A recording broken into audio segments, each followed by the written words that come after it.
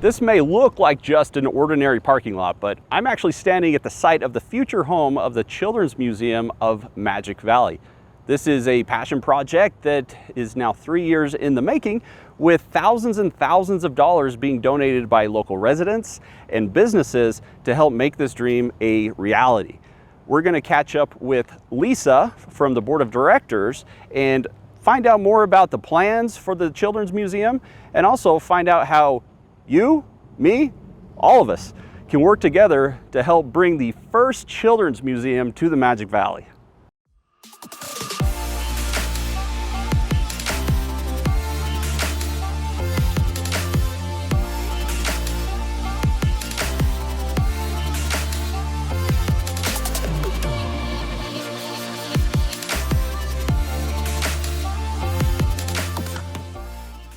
So we're here at the office of the Children's Museum of the Magic Valley with Lisa. Yep. Thanks for meeting with us. Thank you. And congratulations on getting your land and getting, hitting your goals of the donations so far, right? Yes. So I know a lot of people have been asking, gosh, how close are we to having a children's museum in Twin Falls? Yes, we're 3 years in to working on this project, and then we are hoping, our goal is May 2024 is sort of a soft goal, and of course with the way growth is happening in Twin and building and all this stuff, it just is going to depend on just the time of everything. But it usually takes about 3 to 5 years, and then if you factor in the COVID year, probably about 6 years for us is our goal. Very cool. So fundraising, obviously a huge thing. Yes. Businesses, families and individuals have stepped up. Like, I see this list of all these people who are the founding 50 members of the donations and things like that. That's pretty cool. Yes. People are getting behind this. Yeah, just without those donors, we wouldn't be able to be in the design phase where we're at, and so we just love them so much. And as we keep moving forward, we'll still need support, and even new donors, obviously all the time, businesses and other organizations in the state would be on our list to go and approach. Yeah, and you were telling me a little bit off camera about how this kind of started. It's kind of a cool story on how this, about 3 years ago, how it kind of got the ball rolling. Yeah, we just had our board president, or our board vice president and co-founder, Tennille, had put out a plea on Facebook, just, hey, is anyone interested in getting a children's museum going? And so 5 of us ended up meeting at Kiwi Loco in town and just sort of came in like, hey, are we going to do this? Complete strangers, didn't know each other except from like the Facebook group. Didn't really know each other, and decided like, yeah, let's get this going. There was actually a conference the next month in North Carolina, and one of the girls, now our board president, Bethany, said, I'm going to fly out there and go. And so she went to this conference and did a bunch of workshops for emerging museums, and it kind of put us on the path and like, hey, we have these tools now, and we have the support from this, it's actually the Association of Children's Museum, ACM, and so we've been a member of them for the last 3 years and done tons of conferences and trainings, and it's been a great resource. Well, I mean, so much goes into it. I didn't even realize like that there's a world out there of children's museum groups and organizations and things. Yes. So what are some of the things that that you've learned along the way that maybe you didn't know before, or maybe surprised you about putting together such a huge project like a children's museum?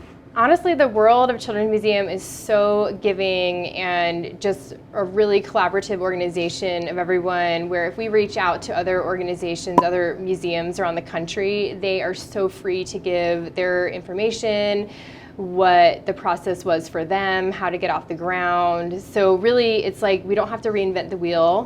We are kind of reinventing it to be specific for the Magic Valley and to reflect just sort of all the values and the geography and the culture here, which is really great. But then we have the tools to kind of say, hey, this is the way to do it. Here is a great idea. Even for our Founding 50, one of the museums said, hey, we did this Founding 50 campaign. It worked great. And then we said, hey, let's do that. Nice. So it's been amazing, support network. So tell me, taking a look at the big picture, your overall vision and mission for the museum. Yeah, so our vision statement is to be a gathering place that builds wonder and curiosity. And then our mission is to engage children of all ages and abilities in learning through imaginative play and discovery. So really, a children's museum, there's so much education that happens, and Right. it just, children learn naturally through play. And so this is a great, space where you're not on screens, you're engaging in, a lot of different mediums of educational tools, whether it's building blocks or water, paint and arts, or, learning with little kind of like science kind of things with coding and all that kind of stuff. So have a lot of different ways to learn, but it's just fun. They're having fun and learning at the same time. Love it. And you guys have a mobile exhibit, or? Yeah, we have this whole educational outreach program. That's our mobile truck. We actually just got it a few months ago. And so we've been able to go to schools, go to community festivals. This summer we've done a lot of programming with the Boys and Girls Club. We've done some programs with the Refugee Center in town. So really great things. This is our STEAM. So we've got the science, technology, engineering, art, and math. And the art actually is a brand new one we just added in. So we went from STEM to STEAM. STEM to STEAM, yeah. That's right, yeah. And so we have these really cool easels that are plexiglass, and the kids can paint on them, and then we just like wipes off. And very cool. We just did that at the Ketchum Arts Festival a couple weekends ago. So we have some events that are public, like if we're at a festival, and some are private. If a school has booked us to come out to their after school program or something like that, then it's just for that,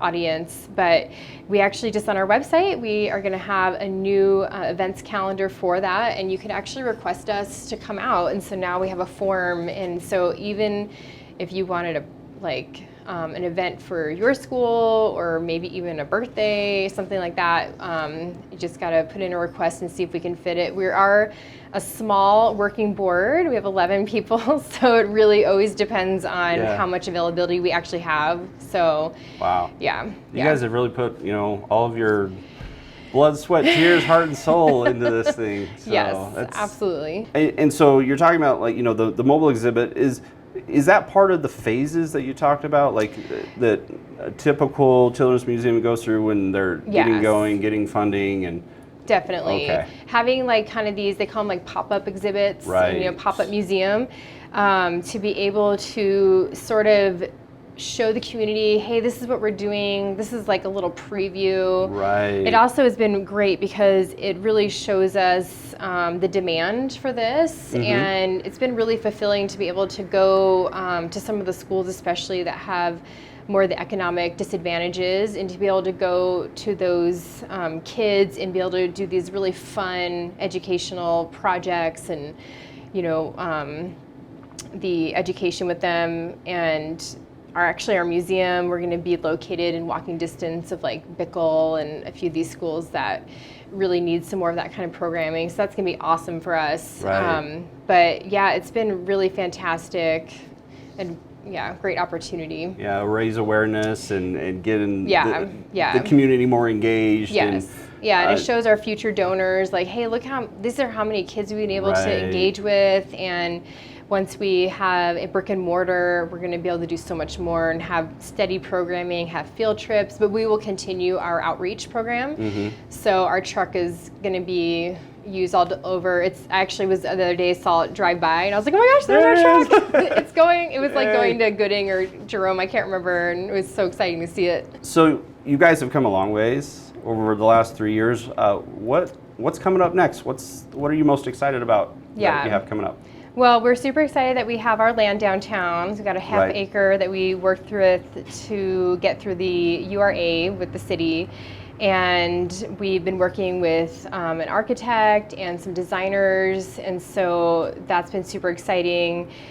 And we're just excited to start fundraising. We'll start going into like a donor campaign and looking for donors and sponsors and things like that. And so that will be our huge step. Yeah. And we'll be kind of coordinating that along with when are we going to break ground and all that. So, right. Yeah.